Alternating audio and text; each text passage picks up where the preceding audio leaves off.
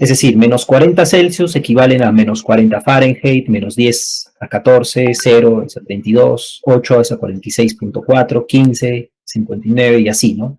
38 a 100.4. Solo con esos datos yo voy a entrenar mi modelo para después predecir. Y de ahí les explico algunas conjeturas a raíz de esta limitada cantidad de datos. ¿Okay? Pero primero pasamos de la comprensión de los datos a la tercera etapa, a su preparación. Entonces, en esta preparación, lo que yo voy a hacer es importar justamente esa librería de TensorFlow. Y la vamos a importar como TF, solamente para abreviar su nombre. Y vamos a utilizar la librería NumPy como NP. Esto para operaciones numéricas, sumar, restar, dividir, etc. Entre listas de datos, ¿no? Entonces, ahora lo que nosotros tenemos que hacer es crear esa lista en Python. Y para eso estamos asignando a esta palabra Celsius, le estamos asignando un valor numérico, un vector, un array en inglés. Entonces aquí le estamos asignando de esta forma, ¿no? Con paréntesis y corchete, los mismos datos que ya tenemos, ¿no? Esto para que lo entienda el algoritmo. Los necesita en este formato, en array. Igual con los Fahrenheit.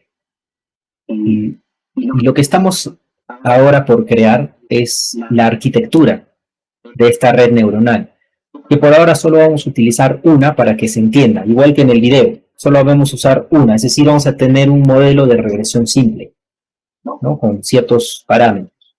Entonces, para eso hay que entender lo que es una arquitectura de una red de neuronas. Y para esto se llama una arquitectura densa, cuando los elementos de entrada, absolutamente todos, van a tener una neurona.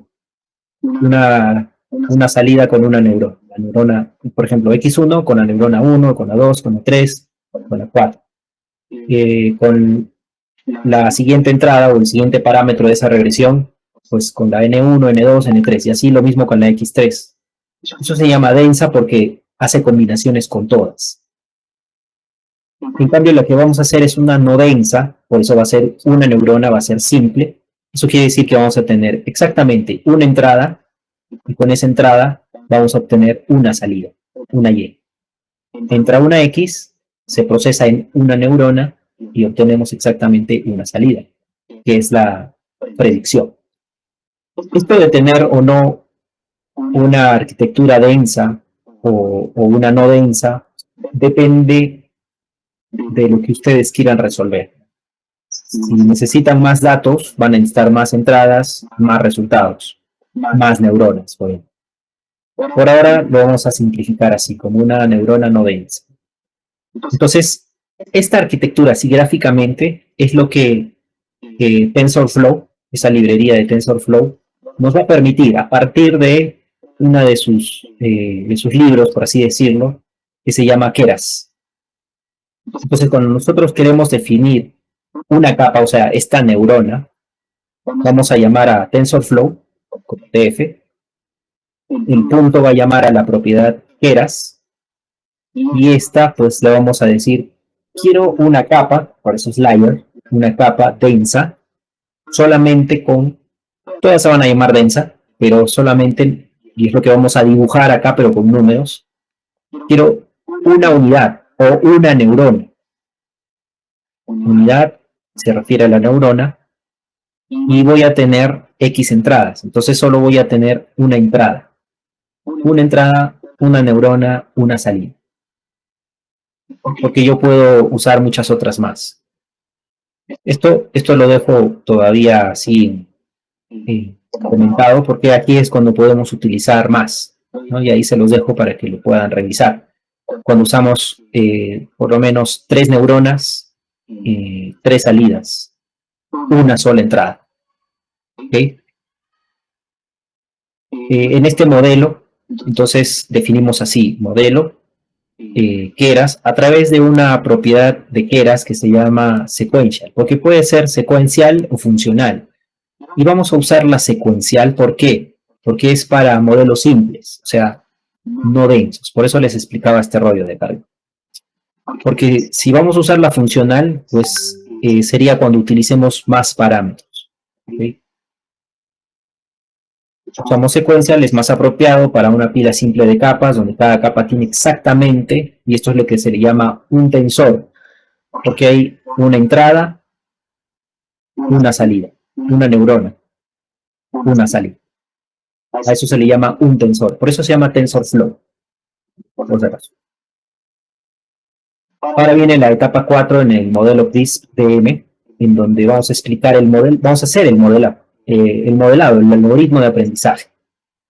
Entonces, para eso yo invoco a mi modelo, o sea, acá este es el modelo que yo he definido, con lo que he definido la arquitectura, esto es lo que se llama capa. Entonces, con ese modelo secuencial, lo que yo voy a hacer es compilar. ¿Qué voy a compilar? Voy a llamar algo que se llama mínimos cuadrados, y para eso es una función de optimización. Por eso lo voy a llamar optimizar con el modelo Adam, si se llama este modelo, porque fue el primero, porque es el más simple y este modelo de optimización va a saltar según la precisión que ustedes definen. Esta tasa de acá ustedes la definen según el nivel de precisión que usen. Si es con un decimal, con 2, con 3, con 4, con 20 decimales, pondrán pues 0,00001. Esto lo que hace es ajustar los pesos y los sesgos de forma eficiente a una tasa de aprendizaje de 0.1. O sea, cada salto va a ser entre dato y dato, ¿no? Entre menos 40 y entre menos 10 voy a probar 40.1, 40.2, 40.3, hasta llegar al menos 10. ¿No? Entonces es un montón de datos que si lo hacemos de forma manual no nos da la vida. Pero una máquina puede hacer 1000 iteraciones en un segundo, entonces, o más. Entonces, esa es la que se conoce como tasa de aprendizaje. Y eso depende de la precisión de los datos. ¿Y qué método vamos a utilizar?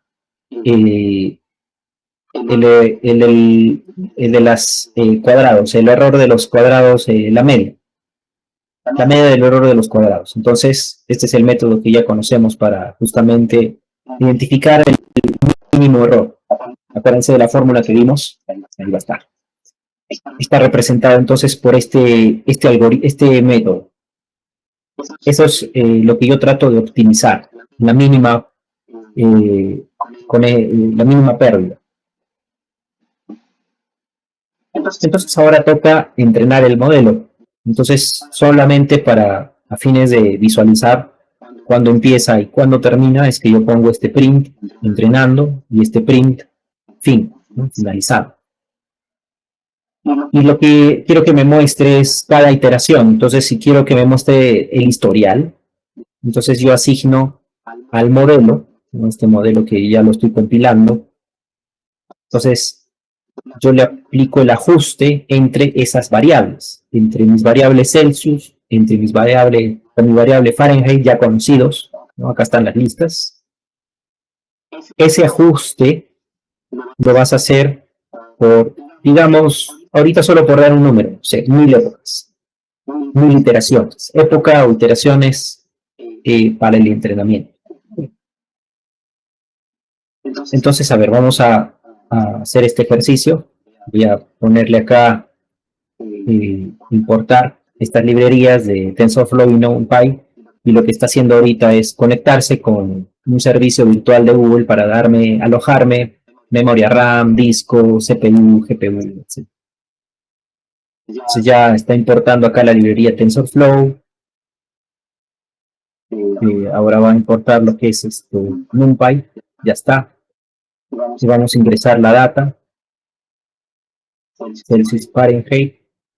Vamos a ingresar el modelo, capa, el modelo sequential de una neurona, una entrada. Vamos a compilar el modelo utilizando promedio, el error de los cuadrados, la media del error de los cuadrados, con este optimizador de Adam que va de 0.1 en 0.1 entre dato y dato, así es como va a ir saltando. Y finalmente, para yo hacer el entrenamiento lo quiero visualizar, entonces ejecuto esta visualización del historial, donde quiero ver el ajuste de 1000 épocas, solo que acá va a tardar un poco porque me va a mostrar esas 1000 interacciones. Y acá yo voy viendo, a medida que va interactuando, voy viendo cómo la pérdida va disminuyendo. Miren, empezó bastante alto y ha ido bajando, bajando, bajando, hasta que hay un punto en el que ya no baja más. Ahorita sigue bajando. No está en la época 500 y se está quedando, miren, 10, 10, 10, 10, bajó a 9, así que sigue bajando, hasta que ya terminó. Entonces se quedó más o menos acá en, sigo bajando, tengo que llegar hasta el 1000, ¿no? Le pido que haga 1000 interacciones, así que, y de pronto empieza ya a mantenerse. 300, 300, 200, 0.21, y ya no empieza a decrecer tanto, ya esta pérdida es tan pequeña que ya se vuelve casi insignificante, ¿no? Entonces ahí se queda en 003, 003, 003. Ahí sigue bajando en el 1000. Vamos entonces, como eso es incierto, yo no sé hasta cuándo podría tener el mínimo de las pérdidas, porque es un problema de optimización. Entonces yo lo tengo que graficar.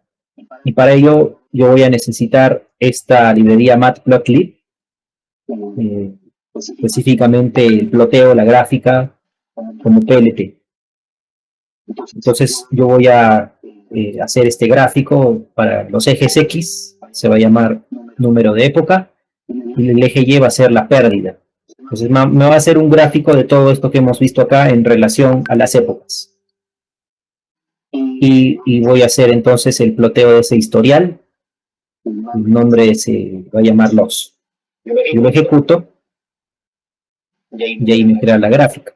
Entonces yo he tenido acá una pérdida que ha empezado desde más de 7000, casi 8000, y inmediatamente ha aprendido rápido, ¿no? Para encontrar la predicción o el modelo, el ajuste perfecto. Entonces, en la época, pues, no sé, 10, 9, ya empieza a caer bastante, pero sigue habiendo mejora. O sea, la pérdida es cada vez menos, menos, hasta que llega por acá. Esto es lo que les decía, ya empieza a ser tan largo, tan mínimo el error, que ya no es significativo. Entonces se puede decir que entre 400 y 600, acá ya empieza la pendiente a ser más recta.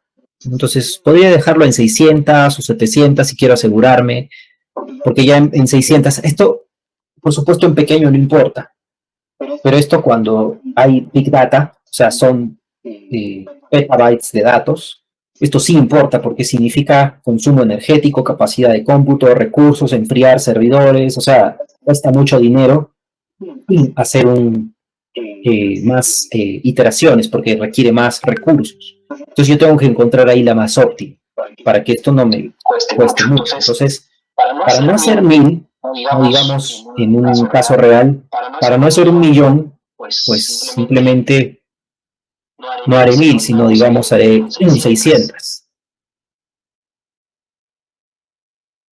Entonces con 600 ya el nivel de pérdida es bastante ínfimo. Incluso si ya tengo unos datos preentrenados, pues miren cómo se sigue reduciendo a la -8, a la 10 a la -9, porque continúa aprendiendo hasta que llega un punto en que ya no necesita hacer más iteraciones. Entonces llega un punto en el que con 600 ya te das cuenta que realmente pudo haber sido con mucho menos. No, pero eso es lo de menos. Eso se va probando hasta que ya sea el nivel más óptimo. Podría haber sido 500, 400 o 300. La máquina con 300 interacciones ya aprendió y ahora hay que evaluar la penúltima etapa del modelo CRISP-PM, la evaluación. En esta evaluación, pues lo que yo tengo acá y es lo que voy a llamar la predicción. Voy a tratar de predecir ahora, ¿no? Un dato que no esté acá en los Celsius, ¿no? Tengo -40, 10, hasta el 38. Digamos que quiero predecir 50. ¿Cuánto equivale en Fahrenheit, ¿no? Pasamos esto. y acá. Entonces, digamos, para esto utilizo modelo.predict, la característica predict, y acá le voy a usar el dato en 50. Lo voy a dejar en 50 sin el decimal, no quiero tanta precisión. Imprimo el resultado. Entonces me dice que el resultado, al aplicar esa neurona, me dice que en Fahrenheit debería ser 121, 122.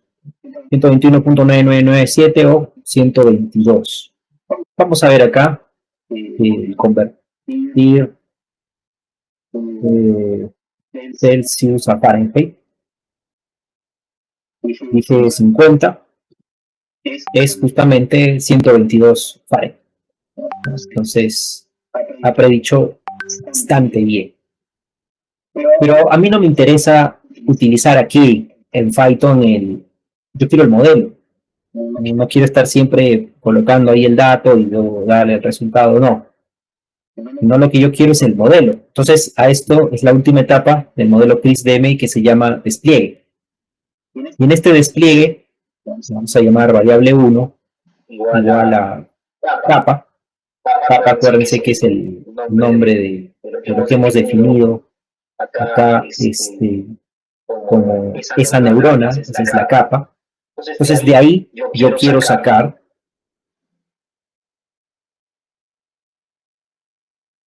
los pesos. Si se acuerdan del video, esos pesos son los que yo quiero sacar. Entonces, para sacar esos pesos yo le llamo get weights. Imprimo esos pesos.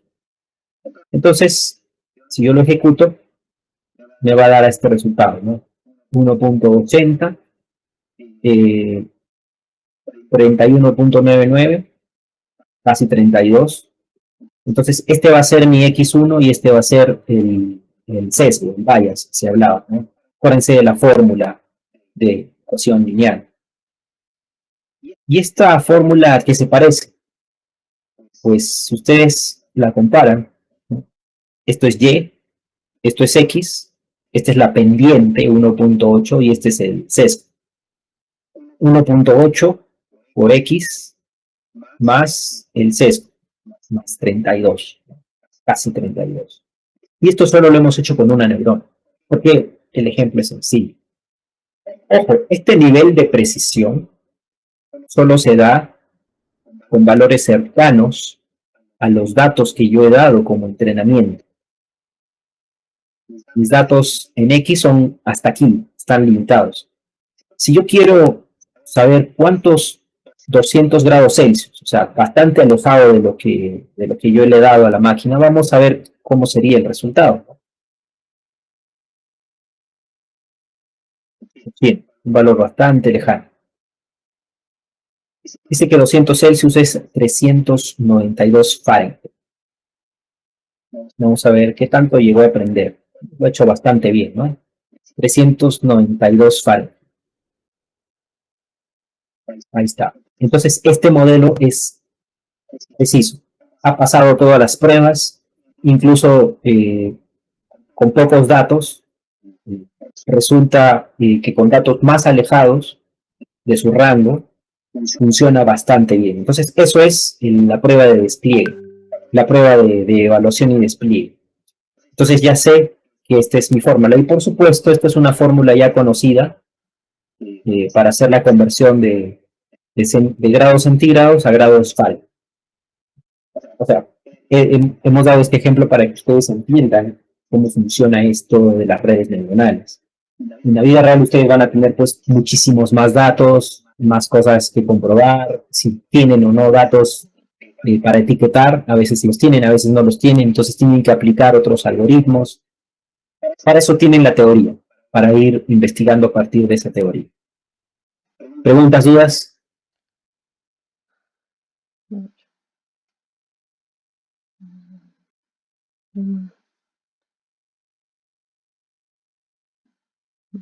Bien, entonces ahí hemos hecho un poco el ejercicio de CRISP-DM. Eso es un poco para que sepan cómo funciona esto de Colab con una red neuronal. Si ustedes pudieran conectar esto con datos en tiempo real, pues sería una solución en la industria 4.0. El ahorita tenerlo así nomás como algo, un dato estático, es inteligencia de negocios no aplicado, no en este contexto. Lo que le da a este contexto de industria 4.0 es que se pueda hacer todo este cálculo en tiempo real y se pueda tomar esa decisión y esa predicción en tiempo real, en base al historial en tiempo real, ¿no? Que va sucediendo minuto a minuto, segundo a segundo, hora a hora.